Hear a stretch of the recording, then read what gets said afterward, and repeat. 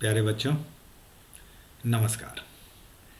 जैसा कि मैंने आपको बताया था कि लोक शिक्षण संचालनालय और माध्यमिक शिक्षा मंडल मध्य प्रदेश भोपाल के संयुक्त प्रयास से इस पर एक प्रश्न बैंक निर्मित की गई है और ज़्यादातर संभावना इस एग्ज़ाम में इसी प्रश्न बैंक से प्रश्न पूछे जाने की बताई जा रही है। मैं आपको प्रत्येक चैप्टर को अपनी लैंग्वेज में एक्सप्लेन कर रहा हूँ और जो भी क्वेश्चंस दिए हैं उसके पैरेलल कौन कौन से क्वेश्चन आपसे पूछे जा सकते हैं उन पर डिस्कशन कर रहा हूँ। तो देखिए, अगला चैप्टर आपका जो है वो विद्युत धारा का चुंबकीय प्रभाव, मैग्नेटिक इफेक्ट ऑफ करंट। इसमें आपको बहुत कम पढ़ना है। हालांकि इसमें बताया जा रहा है कि 6 मार्क्स के प्रश्न पूछे जाएंगे, जिसमें से 3 ऑब्जेक्टिव टाइप क्वेश्चन होंगे, मल्टीपल चॉइस मतलब ओटी, और एक प्रश्न 3 नंबर का पूछा जाएगा। आप ब्लूप्रिंट में जो सिलेबस रिड्यूस किया गया है, मतलब मेरे पहले वीडियो को आप देख लीजिएगा, इसमें मैक्सिमम चैप्टर रिड्यूस कर दिया गया है, आपको बहुत कम पढ़ना है।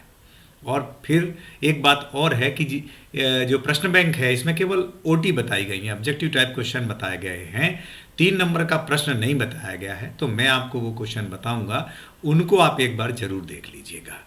तो अब हम चल रहे हैं इस चैप्टर के ऑब्जेक्टिव क्वेश्चंस को एक्सप्लेन करने की ओर।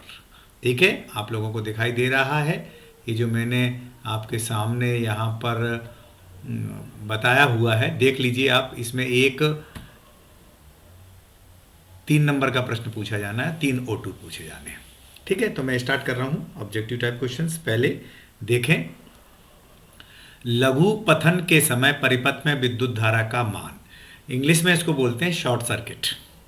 शॉर्ट सर्किट के टाइम पर इलेक्ट्रिक सर्किट में इलेक्ट्रिक करंट की क्या पोजीशन रहती है? देखो, ये कह रहे हैं बहुत कम, परिवर्तित नहीं, बहुत अधिक बढ़ा हुआ, निरंतर अपरिवर्तित। तो यहाँ ध्यान रखें, यहाँ आंसर रहेगा आपका बहुत अधिक बढ़ा हुआ। शॉर्ट सर्किट के टाइम पे इलेक्ट्रिक सर्किट में एकदम करंट की वैल्यू बढ़ जाती है, जिससे जो वायर होता है, जो कंडक्टर तार होता है, वो जल जाता है। ठीक है, ध्यान रखें इसमें। और ये भी ध्यान रख सकते हैं कि किसी शॉर्ट सर्किट से बचने के लिए ही हम लोग फ्यूज़ वायर का इस्तेमाल करते हैं घरों में इलेक्ट्रिक सर्किट में। अगला ऑब्जेक्टिव टाइप क्वेश्चन है, समान चुंबकीय ध्रुव करते हैं, सेम मैग्नेटिक पोल एक दूसरे को रिपल करते हैं। ठीक है, एक दूसरे को प्रतिकर्षित करते हैं। विपरीत मैग्नेटिक ध्रुव जो है वो एक दूसरे को आकर्षित करते हैं।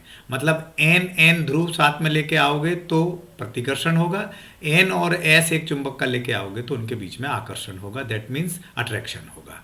ध्यान रखें इसको। ठीक है, अगला प्रश्न आपको है, चुंबकीय क्षेत्र रेखाएं होती हैं, मतलब इसको कहा जा रहा है मैग्नेटिक फील्ड लाइंस। कैसी होती हैं? सरल, वक्र, बंद वक्र, त्रिभुजाकार। भैया, ये एक अंतर भी है विद्युत बल रेखाओं और चुंबकीय बल रेखाओं में। ठीक है, मैग्नेटिक फील्ड लाइन और इलेक्ट्रिक फील्ड लाइन, क्योंकि मैग्नेटिक फील्ड लाइन जो होती है ये बंद वक्र होती है, क्लोज कर्व। जैसा कि आप जानते हो ना कि मैग्नेट के बाहर नॉर्थ पोल से चलती हैं और मैग्नेट के अंदर साउथ से नॉर्थ की ओर चलती हैं, तो एक क्लोज कर्व बन जाता है, बंद बन जाता है। ठीक है, अगला जो है, स्थायी चुंबक बनाए जाते हैं। तो स्थायी चुंबक जो है वो इस्पात के बनाए जाते हैं, ध्यान दीजिएगा आप उसको। नर्म लोहे के जो है, हम जनरली नर्म लोहे के लिए जो है, जब हम करंट फ्लो करते हैं किसी कंडक्टर में तो वो मैग्नेट बन जाता है।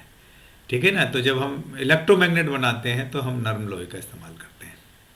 ठीक ठीक उसी प्रकार किसी फिल इन द ब्लैंक दिया हुआ है कि किसी चालक तार में विद्युत धारा प्रवाहित करने पर उसके चारों ओर, जब किसी कंडक्टर में हम इलेक्ट्रिक करंट फ्लो करते हैं तो उसके चारों ओर चुंबकीय क्षेत्र उत्पन्न हो जाता है। इंग्लिश में बोलते हैं मैग्नेटिक इफेक्ट, है magnetic field, sorry, magnetic field उत्पन्न हो जाता है, चुंबकीय क्षेत्र उत्पन्न हो जाता है। और चुंबकीय क्षेत्र एक सदिश राशि है, वेक्टर क्वांटिटी। ठीक है, जिसमें कि परिणाम और दिशा दोनों होते हैं, मतलब मैग्नीट्यूड और डायरेक्शन दोनों होते हैं। ठीक है, ये इन्होंने, अच्छा, और एक ध्यान रखना, मैं थोड़ा सा इसमें और ऑब्जेक्टिव जोड़ना चाह रहा हूँ, थोड़ा सा आप ध्यान देना कि जब किसी कंडक्टर में हम करंट को फ्लो करते हैं तो वो मैग्नेट बनता है, तो उसके आसपास मैग्नेटिक फील्ड प्रोड्यूस होता है। तो वो मैग्नेटिक फील्ड किन नियमों से निकाला जाता है? तो एक तो राइट हैंड थंब रूल से पता कर सकते हैं हम, और राइट हैंड स्क्रू रूल, है ना। अब हिंदी में आप नाम देख लेना कि दाएं हाथ के अंगूठे का नियम और स्क्रू नियम, ये आप देख लीजिएगा। इसमें बड़ा क्वेश्चन नहीं दिया हुआ है, तो बड़े क्वेश्चन के तौर पर आप पहला क्वेश्चन तो आप ये करेंगे कि मैग्नेटिक फील्ड लाइंस की प्रॉपर्टी लिखिए। पहला क्वेश्चन करेंगे आप। चुंबकीय बलरेखाओं के गुण लिखिए। तो आप जानते हो ना कि चुंबकीय बलरेखाएं चुंबकीय क्षेत्र में वो काल्पनिक वक्र है, मतलब वो इमेजिनरी वक्र है जिस per unit north pole motion करता है, और जो मैग्नेटिक लाइन्स है वो मैग्नेट के बाहर नॉर्थ से साउथ की ओर चलती हैं, मैग्नेट के अंदर साउथ पोल से नॉर्थ पोल की ओर चलती हैं। दो मैग्नेटिक लाइन्स एक दूसरे को इंटरसेक्ट नहीं करती हैं। ये भी अलग से एक प्रश्न याद कर लेना कि दो मैग्नेटिक लाइन्स एक दूसरे को इंटरसेक्ट नहीं करती हैं, क्यों, है ना। तो अगर वो एक दूसरे को इंटरसेक्ट करती तो आप ये बताना कि जो कटान बिंदु है, अर्थात जो इंटरसेक्ट पॉइंट है, उस पर दो टेंजेंट ड्रा किए जा सकते थे जो कि मैग्नेटिक फील्ड की दो डायरेक्शन को बताएगा, तो ये संभव नहीं है। ठीक, एक आप ये जो दाहिने हाथ के अंगूठे का नियम है क्या है, इसको एक्सप्लेन कीजिए। ये भी आपको क्वेश्चन पूछा जा सकता है ना। थंब रूल को एक्सप्लेन कीजिए मैग्नेटिक फील्ड को, वो भी। और एक स्ट्रेट वायर में जब हम करंट को फ्लो करते हैं तो कितना मैग्नेटिक फील्ड प्रोड्यूस होता है, ये भी याद रखना। और भी याद रखना, किसी भी शेप के लिए पूछा जाए, मैग्नेटिक फील्ड उसमें प्रवाहित विद्युत धारा के समानुपाती होता है। जो मैग्नेटिक फील्ड होता है उसमें फ्लो होने वाले करंट के प्रोपोर्शनल होता है। तो एक ये भी आप याद कर लेना कि किसी कंडक्टर में जब हम करंट को फ्लो करते हैं तो उसके आसपास जो मैग्नेटिक फील्ड प्रोड्यूस होता है कितना होता है। स्ट्रेट वायर के लिए मैं लिख देता हूँ। स्ट्रेट वायर में जो करंट फ्लो करते हैं सीधे वायर में, वो ये होता है μ0I अपान डी या आर, कितनी दूरी पर होता है, μ0I अपान। वैसे और इसको ऐसे भी लिखा जा सकता है B = पर ये शायद 10th क्लास में इतना ज़्यादा है नहीं, तो आपको मेहनत करने की आवश्यकता नहीं है। ठीक है, मैं आपको एक बार और बेसिकली बता, इसके अलावा उन्होंने सारे चैप्टर को रिड्यूस कर दिया। मेरे पास बुक है, मैं इस बुक से आपको बता देता हूँ क्या क्या आपको करना है। ज़्यादातर तो आपको अपने आप को फोकस करना है मैग्नेटिक फील्ड लाइंस के ऊपर कि मैग्नेटिक फील्ड लाइंस क्या होती हैं, उनकी प्रॉपर्टी लिखिए। दो मैग्नेटिक लाइंस एक दूसरे को इंटरसेक्ट नहीं करती हैं, है ना। क्यों दो चुंबकीय बल रेखाएं एक दूसरे को नहीं काटती, चुंबकीय बल रेखाएं विद्युत बल रेखाओं में अंतर लिखिए।